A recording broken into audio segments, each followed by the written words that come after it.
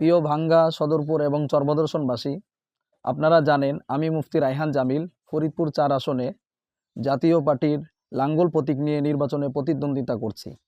ইতিমধ্যে আমি বিভিন্ন সমাজসেবামূলক কাজের মাধ্যমে সারা দেশে আলোড়ন সৃষ্টি করেছি।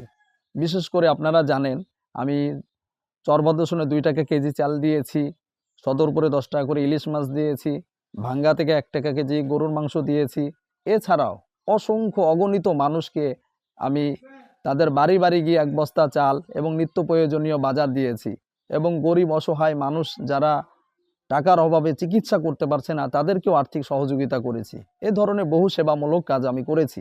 তো আপনাদের কাছে আমার অনুরোধ থাকবে, আপনারা একটি বার আমাকে ফরিদপুর 4 আসনে নির্বাচিত করুন। ইনশাল্লাহ আমি নির্বাচিত হওয়ার আগে যেভাবে আপনাদেরকে বিভিন্ন সেবামূলক কাজের মাধ্যমে ফরিদপুর 4 আসনে আলোড়ন সৃষ্টি করেছি, এমনকি সারা দেশে আলোড়ন সৃষ্টি করেছি, আগামীতেও আমি নির্বাচিত হলে এই একইভাবে আমি আলোড়ন সৃষ্টি করব ইনশাল্লাহ। আজকে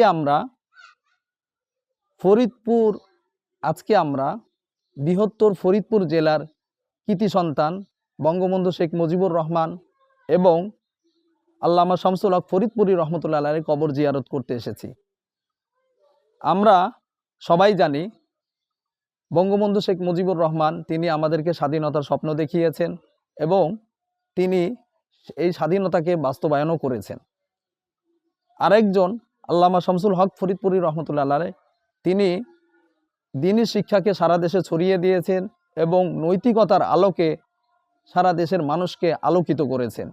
তার মাধ্যমে অগণিত মসজিদ, মাদ্রাসা, দ্বীনি প্রতিষ্ঠান সারা দেশে গড়ে উঠেছে।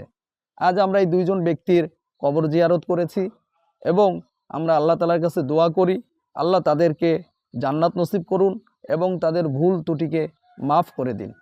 আপনারাও তাদের জন্য দোয়া করবেন এবং আমাদের জন্য দোয়া করবেন, যাতে করে আমরা এই ধরনের সমাজসেবামূলক কাজ এবং এগুলো যেন অব্যাহত রাখতে পারি।